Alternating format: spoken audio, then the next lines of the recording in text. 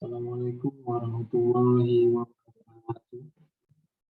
Selamat malam, selamat sejahtera bagi kita semua. Semoga kita selalu berdoa Allah Subhanahu wa Ta'ala.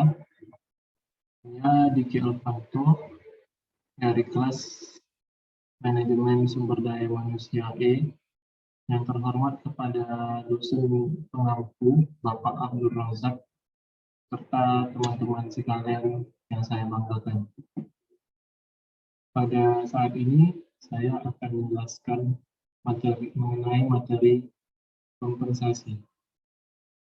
Yang pertama, gaji.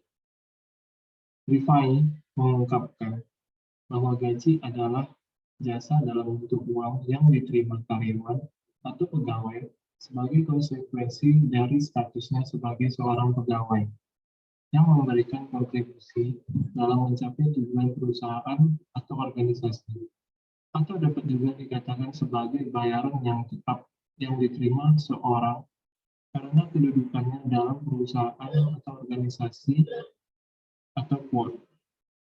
Dengan demikian, gaji pegawai merupakan salah satu jenis balas jasa yang diberikan kepada seorang pegawai secara periodik, biasanya sekali sebulan. Contoh penerima gaji adalah pegawai negeri, pegawai BUMN, dan pegawai swasta. Yang kedua ada upah. Upah merupakan imbalan finansial langsung yang dibayarkan kepada pekerja berdasarkan jam kerja, jumlah barang yang dihasilkan, atau banyaknya pelayanan yang diberikan. Jadi tidak seperti gaji yang jumlahnya relatif tetap, besarnya upah dapat berubah. Dengan demikian, upah di sini adalah sejenis balas jasa yang diberikan perusahaan atau organisasi kepada para pekerja harian atau pekerja tidak tetap yang besarnya telah disepakati sebelumnya oleh kedua belah pihak. Salah satu aspek yang sangat penting dalam penentuan upah adalah jumlah upah yang diterima pegawai harus memiliki internal equity dan external equity. Internal equity merupakan jumlah yang diperoleh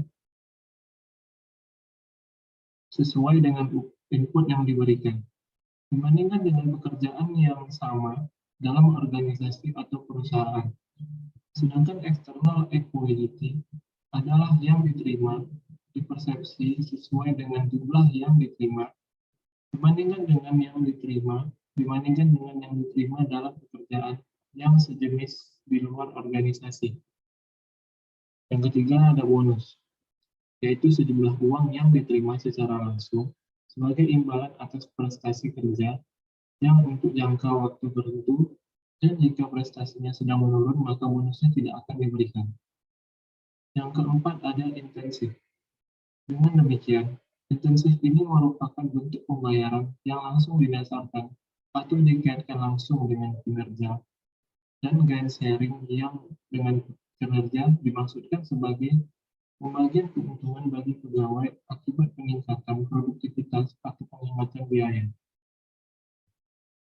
Oleh karena itu, beberapa prinsip dasar yang harus diingatkan dalam penerapannya adalah: 1.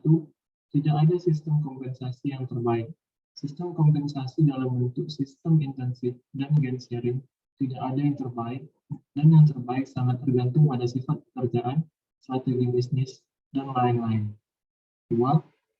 Penggunaannya merupakan kombinasi dari beberapa bentuk. 3. Gaji bukan merupakan satu-satunya yang memotivasi pekerja. Yang kelima ada tunjangan. Dijelaskan bahwa terkait dengan pemberian tunjangan untuk keamanan dan kesehatan adalah memberikan beberapa bentuk perlindungan terhadap pengeluaran biaya ekstra yang disebabkan oleh karena kemungkinan terjadinya kecelakaan kerja, sakit, atau memberikan rasa aman pegawai dalam menghadapi hari tua. Termasuk dalam jenis tunjangan ini antara lain adalah: 1. Tunjangan pangan, 2. Tunjangan keluarga, 3. Tunjangan asuransi jiwa dan kecelakaan kerja, 4. Tunjangan kesehatan, dan 5. Tunjangan pensiun. 6. Friends benefit. Dapat dikemukakan bahwa pemberian kompensasi pelengkap atau friends benefit tersebut dimaksudkan untuk mempertahankan karyawan atau pekerja yang ada dalam organisasi atau perusahaan dalam jangka panjang. Dijelaskan bahwa program-program penyediaan friends benefit ini berkembang pesat, terutama karena A. Perubahan sikap karyawan, B. Tuntutan serikat karyawan, C. Persaingan yang memaksa perusahaan untuk menyediakan benefit yang menarik dan menjaga karyawannya, D. Persyaratan-persyaratan yang ditetapkan pemerintah, D. Tuntutan kenaikan biaya hidup. 7. Program keselamatan dan kesehatan kerja. Keselamatan kerja sendiri merupakan aktivitas perlindungan karyawan secara menyeluruh. Artinya, perusahaan berusaha untuk menjaga jangan sampai karyawan mendapat suatu kecelakaan pada saat menjalankan aktivitasnya. Tujuan dari keselamatan dan kesehatan kerja, yang pertama, membuat karyawan merasa nyaman, memperlancar proses kerja, agar karyawan berhati-hati dalam bekerja, dan yang terakhir mematuhi aturan dan rambu-rambu kerja agar tidak mengganggu proses kerja. 8. Tunjangan perumahan.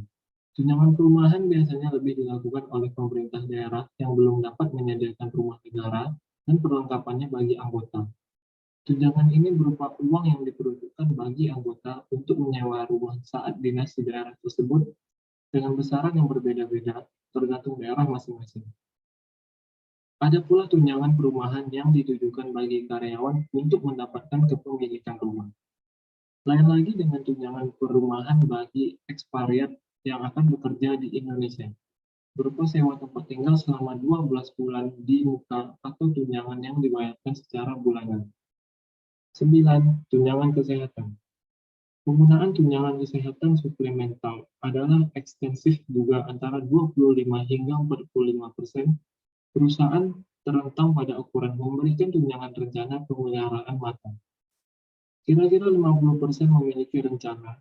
Resep obat kira-kira 5% memiliki beberapa jenis program bantuan karyawan, dan kira-kira 40% perusahaan memberikan program kesejahteraan, promosi, atau pendidikan atau kesehatan.